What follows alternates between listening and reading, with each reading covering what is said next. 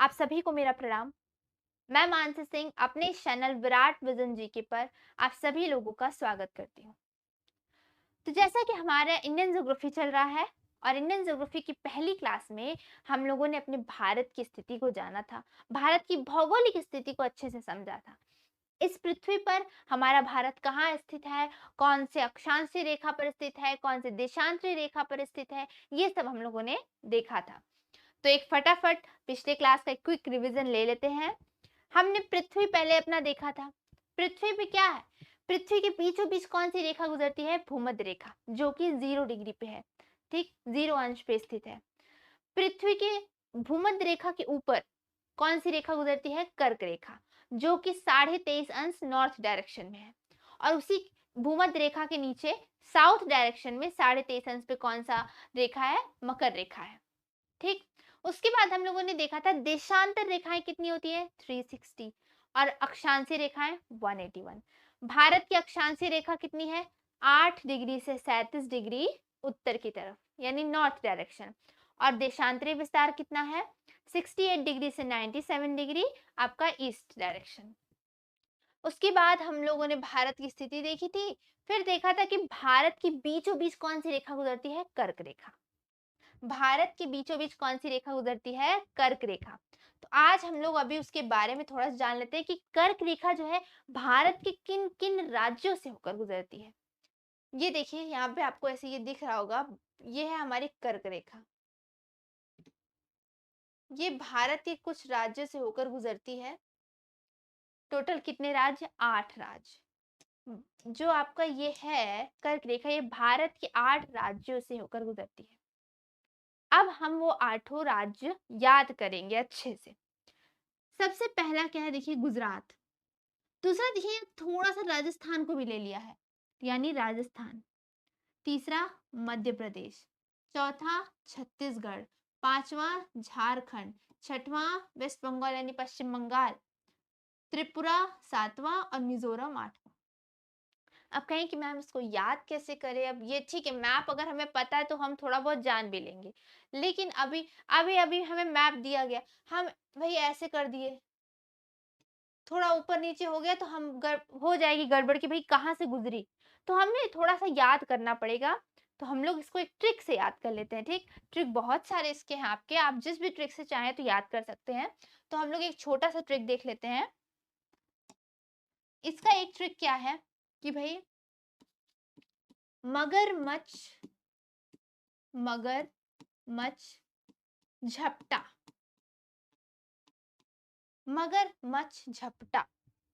बस इस ट्रिक से आपको जो कर्क रेखा से 8 राज्य गुजरते हैं भारत की, वो आपको याद हो जाएगा। म से आपका क्या हो जाएगा? मिजोरम। ठीक, उसके बाद ग से आपका क्या हो जाएगा? गुजरात। र से आपका राजस्थान।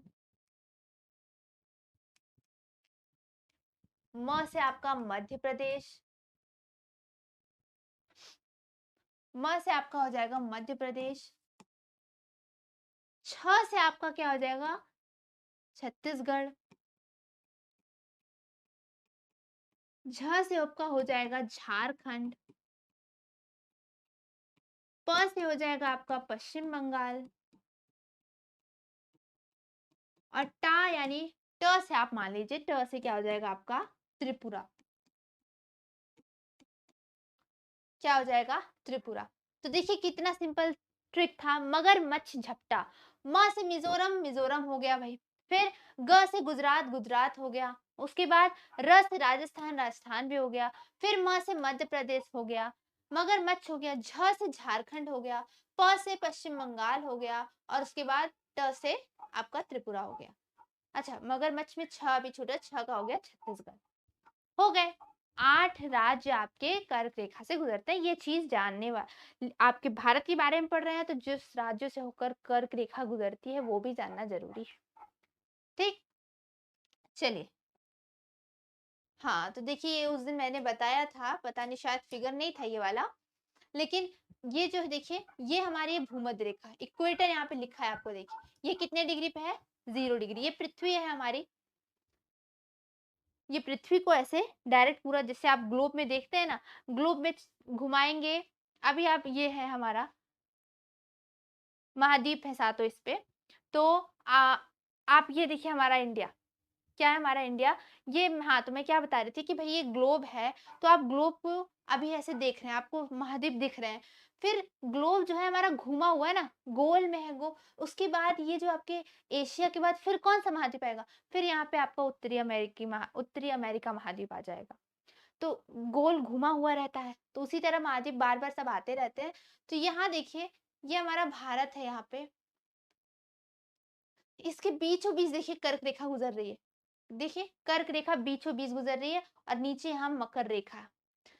ये इक्वेटर है और ये नीचे मकर रेखा। तो हमें इससे कोई लेना-देना नहीं है। अभी हम भारत के बारे में पढ़ रहे हैं, तो भारत में जाने कि हाँ भई यहाँ कर्क रेखा गुजरती है। चलिए, अब आते हैं नेक्स्ट टॉपिक पे क्या कि भई भारत, ये जान लिया हमने, भारत की स्थिति जान ली, कर्क रेखा जान लिया, ये हो गया। अब चलते हैं हम लोग अपने भारत पे। हमारा भारत कब आज़ाद हुआ? 1947।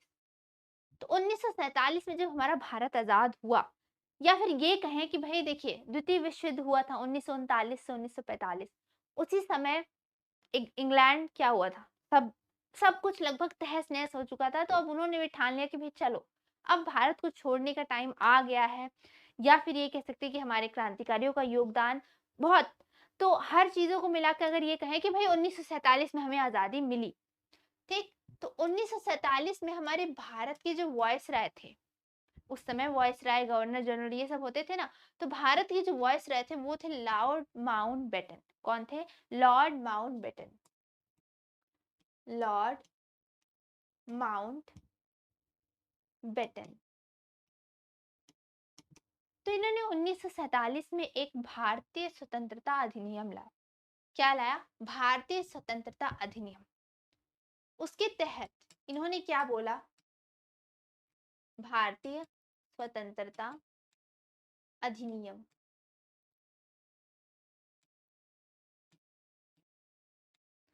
इसके तहत इन्होंने ये बोला कि भई अब हमारे देश में 565 रियासतें थी, देसी रियासतें थी। देसी रियासतें मतलब समझ रहे हैं? देसी रियासतों का मतलब होता है रजवाड़े। मतलब पूरे भारत में छोटी-छोटी जगहों पर अलग-अलग राजा बैठे हुए थे। अपनी सेना, अपना एक पूरा बड़ा राज्य नहीं, छोटे-छोटे, छोटे-छोटे अलग-अलग जगह पूरे भारत में 565 राजा बैठे हुए थे। राजा मान के चलिए। 565 रजवाड़े थे। तो भाई उनका क्या, इस नियम के तहत क्या हुआ कि भारतीय स्वतंत्रता अधिनियम के तहत ये सभी रजवाड़े जो हैं वह अब एक में मिलेंगे और अब भारत के राज्यों का गठन किया जाएगा। अब भारत में कितने, अभी ये 565 थोड़ी ना राज्य होंगे, ये कि जहां जहां तुम बैठे हो वहां वहां तुम्हारा राज्य बना दिया जाए। अब सब लगभग मिलेंगे। पहले तो ये होगा कि भाई सब एक में मिल जाओ, ठीक, उसके बाद धीरे धीरे इस पे डिवाइड होगा। 1947 में क्या हुआ, भारत पाकिस्तान अलग हुए, तो सबसे पहले तो ये बात चली कि भाई बताओ कौन भारत में जाएगा और कौन पाकिस्तान में आएगा। तो हमारे देश में 565 देसी रियासतें थी, उसमें से 562 रियासतें जो थी वो भारत में मिल गई। पहले इनको मिलाना जरूरी था कि भाई पहले भारत में मिल जाओ, पाकिस्तान में मिल जाओ, उसके बाद फिर हम डिवाइड करेंगे कितने राजा मिलेंगे, राज्य बनेगा एक, वो सब बाद में। तो 562 रियासतें मिल गई किसमें, आपकी भारत में। 3 रियासतें जो थी उन्होंने थोड़ी बदमाशी की कि नहीं भाई, क्या कहा गया था कि या तो आप भारत में मिलो, या तो आप पाकिस्तान में मिलो, या फिर एक संपूर्ण एक स्वतंत्र अपना देश बना लो, या भारत में या पाकिस्तान में स्वतंत्र देश। तो उन्होंने क्या कहा, 3 रियासतें ऐसी थी जिन्होंने कहा कि नहीं भाई हमें एकदम अलग देश चाहिए, हम ना तो भारत में मिलेंगे ना पाकिस्तान में। कौन 3 थे वो? सबसे पहले था हैदराबाद। हैदराबाद। दूसरा था जूनागढ़ और तीसरा था कश्मीर। ये 3 रियासतें ऐसे थी जिन्होंने भारत में मिलने से मना कर दिया। कहा कि भई हमें अलग देश चाहिए, हम भारत पाकिस्तान में नहीं मिलेंगे। तो हैदराबाद पे क्या हमारे देश में बहुत से लोग महान वीर क्रांतिकारी हुए हैं, तो उनमें से एक थे हमारे सरदार वल्लभ भाई पटेल जी, है ना? सरदार की उपाधि उन्हें किसने दी थी? वारदोली महिलाओं ने दी थी। वारदोली की महिलाएँ थी कुछ, उन्होंने स वल्लभ भाई पटेल जी को सरदार की उपाधि दी थी। चलिए वो सब बात की बात है। हैदराबाद में उन्होंने क्या करवा दिया? सैनिक कार्यवाही करवा दी। सैनिक कार्यवाही। अब ये 562 रियासतें ऐसे ही थोड़ी ना मिल गई थी भारत में कि भाई चलो, हाँ, कुछ लोग थे उसमें जो खुशी-खुशी भारत में मिल के कि भाई हाँ, हमें भारत चाहिए। हम जन्म से हिंदू हैं, हम भारत में रहेंगे। ठीक है, लेकिन कुछ रियासतों पे उन्हें मार कर, पीट कर, गोली दाग कर, जैसे भी धमका कर किसी भी तरह भारत में मिलाया गया, है ना? बहुत मेहनत लगी है। तो भाई ये 562 तो मिलके 3 ने बदमाशी की, तो हैदराबाद पे क्या करवा दिया गया? सैनिक कार्यवाही करवा दी गई। सैनिक विद्रोह खूब करवा दिया गया। उसके तब क्या हुआ? जब सैनिक खूब यहाँ पे सब गलत होने लगा, भाई सैनिक क्या किया? बहुत यहाँ पे मारपीट पड़ी, सैनिकों ने इन्हें खूब मारा पीटा, ये कहिए मार पीट कर भारत में मिला ही लिया। चाहे जैसे धमका कर, डरा कर भारत में मिला लिया। तो सैनिक कार्यवाही से हैदराबाद भारत में मिल गया। अब है दूसरा जूनागढ़। जूनागढ़ में क्या करवाया गया? जनमत संग्रह कराया गया।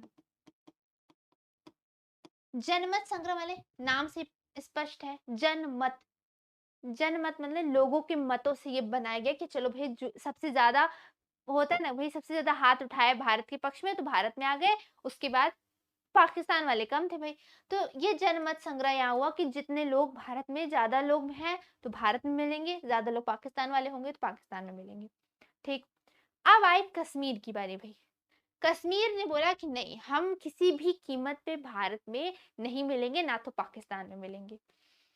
अब 1900 हमें ये पता ध्यान दीजिए कि 1947 में जब हमारा भारत आजाद हुआ, भारत और पाकिस्तान अलग अलग हुए, उसी साल 1947 में पाकिस्तान ने भारत पे हमला कर दिया था।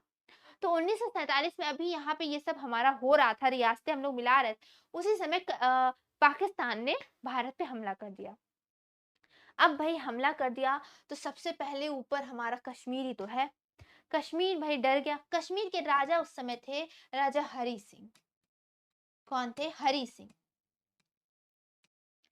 तो इन्होंने भाई मदद मांगी कि दो भाई, हमें भारत, हमें सपोर्ट करो, पाकिस्तान हम पर हमला कर चुका है। तो इन्होंने कहा, सरदार वल्लभ भाई पटेल ने कहा कि नहीं भाई, पहले तुम साइन करो कि तुम भारत में मिल रहे हो, तब हम तुम्हारी मदद करेंगे। इन्होंने बोला कि नहीं भाई, हम भारत में नहीं मिलेंगे। अब यहाँ है आपका इंडिया, ये आपका पाकिस्तान। अब पाकिस्तान हमला कर चुका है, एकदम लगभग नजदीक पहुंच गया है कश्मीर के। इन्होंने बोला कि नहीं, हम भारत में नहीं मिलेंगे, हम साइन नहीं करेंगे। भाई थोड़ा और नजदीक पहुंच गया। इन्होंने तब फिर इन्होंने मदद मांगी, लेकिन सरदार जी ने बोला नहीं भाई, पहले आप साइन करो कि आप इंडिया में मिलोगे तब। जब पाकिस्तान एकदम नजदीक पहुंच गया, तब भाई सब डर गए। इधर वल्लभ भाई पटेल और लोग भी डर गए। क्यों? कि भाई अगर पाकिस्तान ने हमला कर दिया तो पूरा कश्मीर ही उनका सर हो जाएगा ना।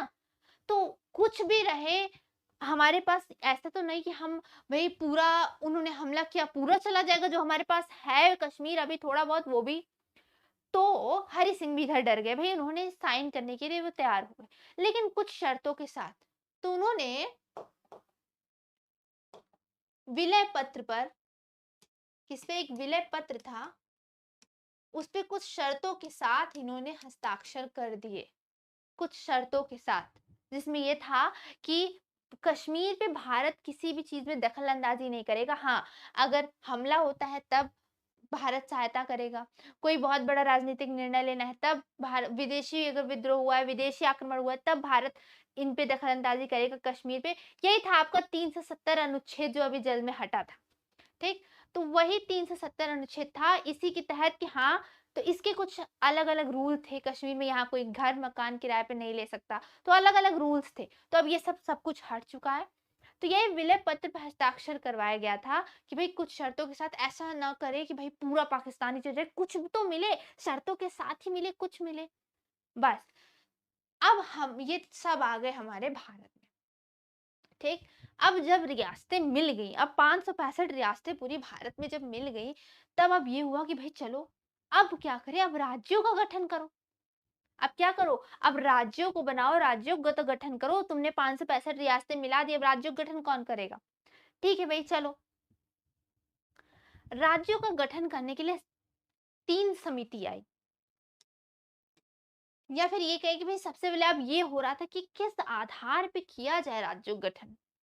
भाषा के आधार पे किया जाए, कि प्रशासन के आधार पे किया जाए, कि भौगोलिक आधार पे किया जाए, किस आधार पे भाषा के राज्यों का गठन, भारत के राज्यों का गठन करें।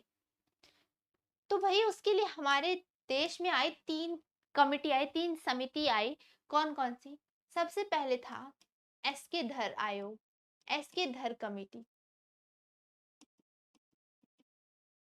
ठीक।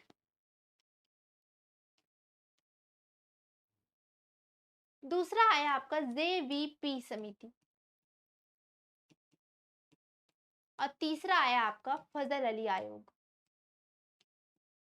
फजल अली आयोग। ठीक। फजल अली आयोग, 3 समितियां आई। अब एक एक समिति को हम लोग डिटेल में जानते हैं। तो सबसे पहले हम पढ़ते हैं इसकी धर को।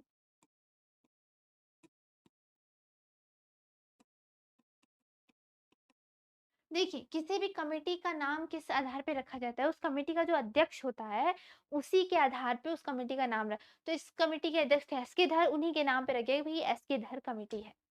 तो इनको ये कहा गया कि भाई आप भारत देश को घूमो, भारत देश को जानो, भारत को पहचानो, उसके बारे में अध्ययन करो, उसके बाद हमें बताओ कि किस आधार पर भारत के राज्यों का गठन किया जाए। भौगोलिक आधार पे, प्रशासनिक आधार पे, भाषा के आधार पे। तो भाई इन्होंने भारत को घूमा, टहला, खूब घूमा। फिर इन्होंने कब? 1948 में। तो इन्होंने 1948 में ये रिपोर्ट दिया कि भाई भाषा के आधार पे राज्यों का गठन नहीं होना चाहिए। भाषा के आधार पे राज्यों का गठन नहीं होना चाहिए। अब क्या मतलब हुआ भाई? इन्होंने कहा कि हर जगह अलग अलग भाषा बोलने वाले हैं। साउथ इंडिया में आपका तेलुगु, तमिल, कन्नड़ है, इधर आपका हिंदी है, मराठी, इधर मराठी है, असमिया है, बांग्ला है। सब अलग अलग भाषा का है। कितने राज्य बांटोगे, इतनी भाषाएं हैं। तो इन्होंने कहा कि नहीं भाई, भाषा के आधार पर गठन मत करना राज्यों का। उसी समय इधर आपके, इधर आंध्र प्रदेश में, ये आंध्र प्रदेश है, देखिए हमारा राज्य आंध्र प्रदेश, इसी को काट के अब क्या बन गया? तेलंगाना हो गया है। तो इसमें नहीं दर्शाया गया तेलंगाना, लेकिन ये तेलंगाना है। तो इधर आंध्र प्रदेश, इसमें क्या हुआ कि इसमें अब भाई इसमें बवाल हो गया। इन्होंने कहा कि भाई ये है नॉर्थ इंडिया, यहाँ सब अलग अलग भाषा बोलते हैं, हरियाणवी बोलता है, कोई पंजाबी, कोई गुजराती, हम इधर तेलुगु, तमिल, कन्नड़, हम आपस में सब मिला देंगे। आप तो कैसे होगा भाई? कैसे हम बातचीत एक दूसरे की कैसे समझेंगे? वो क्या बोलेगा, वो क्या बोलेगा, कुछ नहीं समझ आएगा, क्या करे? तो यहाँ पे एक आपके हम एक नेता टाइप कह सकते हैं कि भाई एक थे पोट्टी रमल्लू, पोट्टी रमल्लू। इन्होंने 56 दिन का अनशन कर दिया। 56 दिन का अनशन कर दिया कि भाई हम खाना पीना कुछ नहीं खाएंगे। क्यों भाई, क्यों ऐसा नहीं करेंगे? क्योंकि हमें चाहिए भाषा के आधार पे राज्यों का गठन हो। क्योंकि भाषा के आधार पे होगा तब हम एक दूसरे की भाषा को समझ पाएंगे। अब हमको उठा के आपने नॉर्थ इंडिया में कर दिया, तो हम एक दूसरे की भाषा समझेंगे कैसे? तो इन्होंने कहा नहीं, हम भारत के राज्यों का गठन भाषा के आधार पे होना चाहिए। 56 दिन बाद इनकी मृत्यु हो जाती है। भाई इनकी मृत्यु हो गई। अब तो और एकदम बवाल हो गया कि नहीं भाई, अब इनका जो योगदान है ऐसे खाली नहीं जाना चाहिए। इन्होंने कहा, इन्होंने इसलिए तो अनशन किया ना कि भाई हमें क्या करो, राज्यों का गठन भाषा के आधार पे करो। तब इन्होंने वहीं पे ये आपका चल रहा था, इधर आंध्र प्रदेश में ही चल रहा था। उसके बाद दूसरी समिति आती है आपकी जेवीपी समिति। ये आई 1948 में, लेकिन इन्होंने रिपोर्ट दिया 1949 में। भाई थोड़ा टाइम लग गया इन्हें कि इस आधार पे किया जाए। तो इन्होंने कहा कि भाई ठीक है, भाषा के आधार पे ही इन जेवीपी मतलब साम समझ रहे हैं, इसके अध्यक्ष कौन होंगे? जवाहरलाल नेहरू, वल्लभ भाई पटेल और पट्टाभी सीतारमैया। कौन कौन? जवाहरलाल नेहरू, आपके वल्लभ भाई पटेल और पट्टाभी सीतारमैया।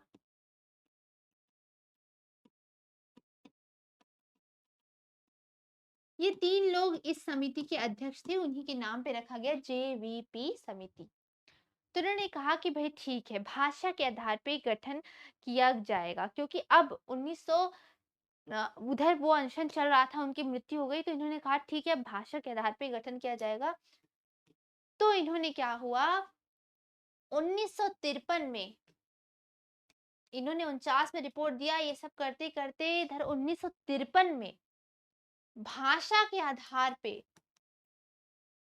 भाषा के आधार पर भारत का गठन होने वाला पहला राज्य कौन बना?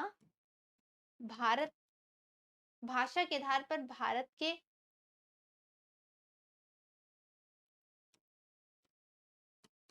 भारत का पहला गठित राज्य कौन बना?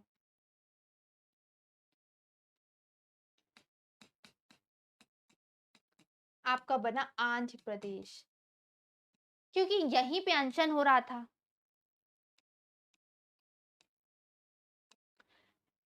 सुनिए फिर से, यहीं पे अनशन हो रहा था ना भाई, तो भाषा के आधार पर गठन होने वाला पहला राज्य कौन बना? आपका आंध्र प्रदेश बना। ठीक, ये 1953 तक की बात थी कि भाई भाषा के आधार पर गठन होने वाला पहला राज्य कौन बना? आपका आंध्र प्रदेश। उसके बाद आता है फजल अली आयोग। इसके बाद आता है फजल अली आयोग। कब आया ये? 1953 में, उसी साल आया। इसमें 3 लोग थे, ये कई बार आपके क्वेश्चन में आ गया कि फजल अली आयोग, इनमें अली आयोग के इन सदस्यों में से कौन शामिल नहीं है? तो भाई पहले थे फजल अली, दूसरे थे के.एम. पणिक्कर, के.एम. पणिक्कर, और तीसरे थे हृदयनाथ कुंजरू, हृदयनाथ कुंजरू।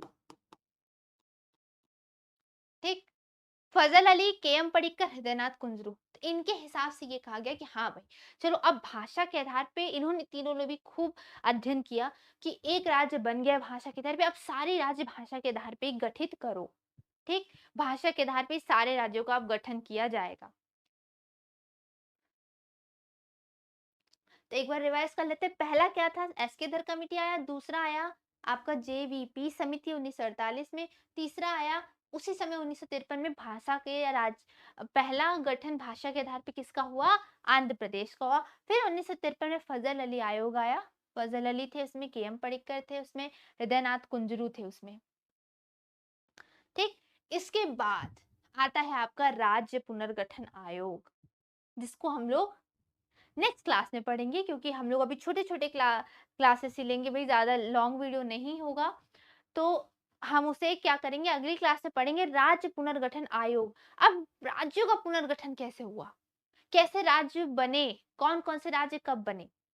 ठीक, लेकिन उससे पहले थोड़ा सा जान लेते हैं क्या, कि भाई उसके बारे में थोड़ा बहुत तो जान ही लेंगे, उसके बारे में डिटेल हम अगली क्लास में पढ़ेंगे। 1953 में इन्होंने कहा, 1953 में फजल अली आयोग आया था, लेकिन इन्हें रिपोर्ट कब दिया था? 1955 में इन्होंने अपना रिपोर्ट दिया था कि भाई अब राज्यों के आधार आपके, सॉरी, 53 में आया था, 55 में इन्होंने कहा कि भाई अब भाषा के आधार पे राज्यों का गठन करो। ठीक, फिर आया आपका राज्य पुनर्गठन आयोग। कब आया ये? 1956 में।